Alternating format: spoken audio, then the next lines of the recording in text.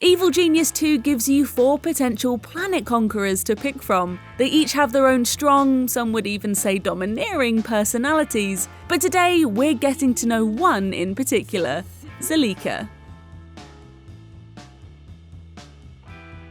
They say art imitates life. All we know is that Demis Hassabis, the man who founded the studio that made the original Evil Genius, was a chess master by age 13, and he now runs an AI research lab for Google.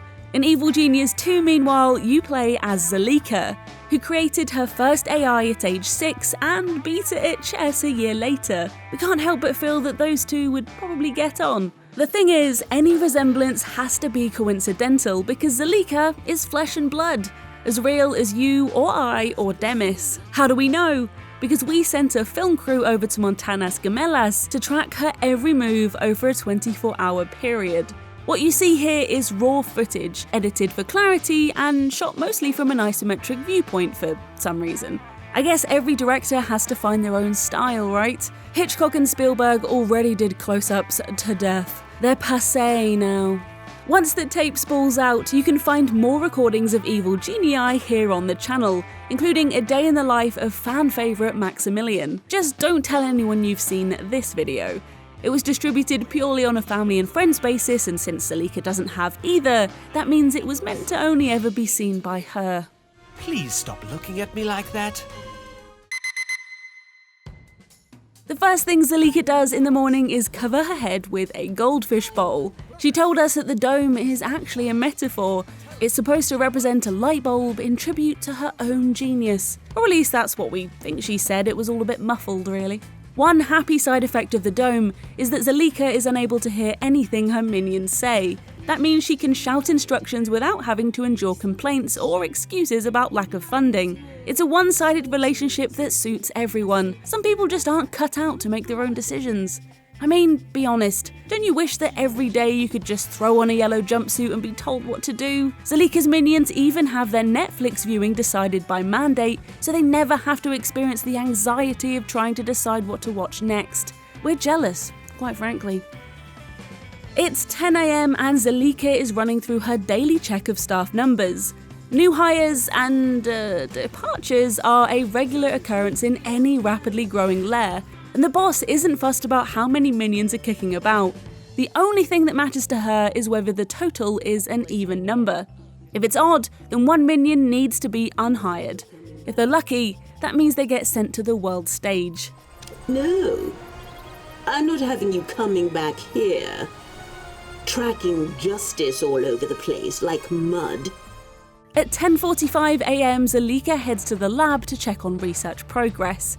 Until recently, the team here was developing elaborate traps to kill intruders, including laser walls that were literally cutting edge. But Zalika put a stop to that, instead redirecting all R&D costs towards the upkeep of her fabulous hair. It was one of these scientists who trained bees to recognize Zalika as their queen, so that they constructed her current style in the place of a hive.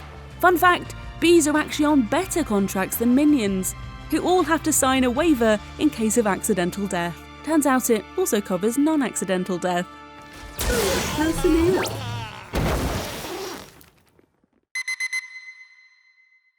2:14 PM is a tense moment on the island, as the minions brace to find out who will be today's randomly selected sacrifice.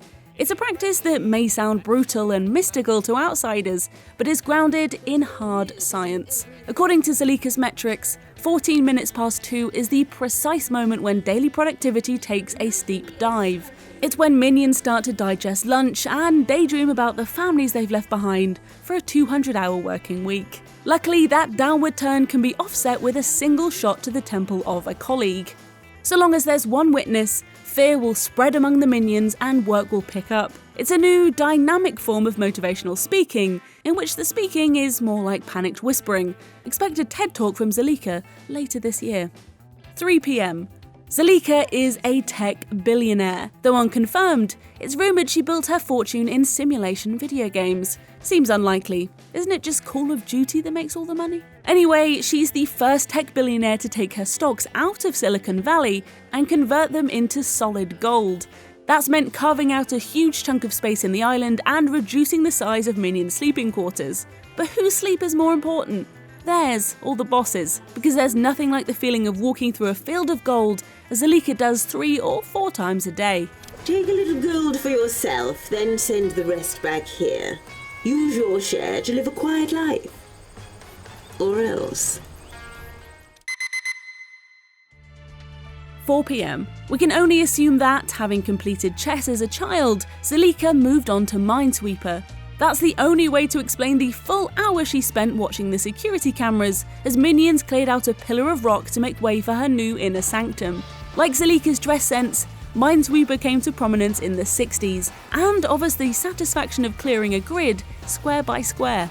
The difference here is that instead of avoiding the explosives, the minions bring their own, in the form of the multi-purpose Lair Builder 5000. We haven't checked, but we imagine Zalika invented that too.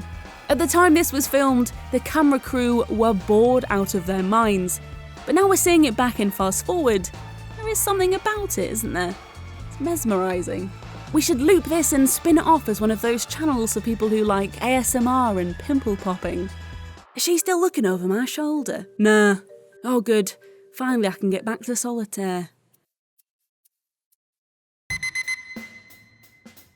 It's 7 PM and Zalika is sitting at her desk, which looked big enough in IKEA, but is now completely dwarfed by her enormous inner sanctum. That's by design. The floor might look empty, but right now she's actually visualising a game of chess with 200 pieces, just like her off of Queen's Gambit. If a minion were to come down here right now and step onto the board, they'd knock invisible pawns and knights everywhere, and have to be executed. So it's just as well, oh dear.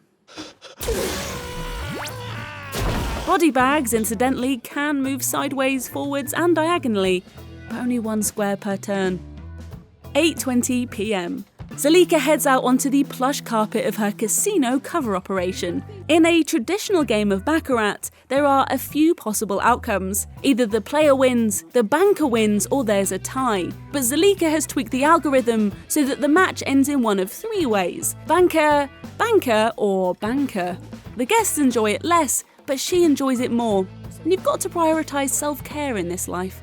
Do you cheat? I hope so. By 9 PM, Zalika has tired of gamblers and joins the crowd for tonight's show, a medley of noises sung by a Burke in a purple suit. It's not that she's into the music. Zalika prefers to read notation straight from the page where it's tidy and ordered. No, she's here to appreciate her own handiwork. The valet isn't human, you see, but an AI. Through machine learning, the bot has toned down its vocal ability to karaoke level. If there's anything that can distract visitors from the hidden bass below, it's a car crash performance. And the AI delivers X Factor style auditions with terrifying efficiency, night after night. It's perhaps her most evil accomplishment. With that, Zalika is off to bed to dream of an electric sheep with a supercharged hippocampus. We hope you've learned just how inferior in intellect you are, and can find some humility in that new knowledge of yourself. If not, Evil Genius 2 is a great distraction from your mental inadequacies, and it's out now. For more videos, you can subscribe to the channel, and see you next time.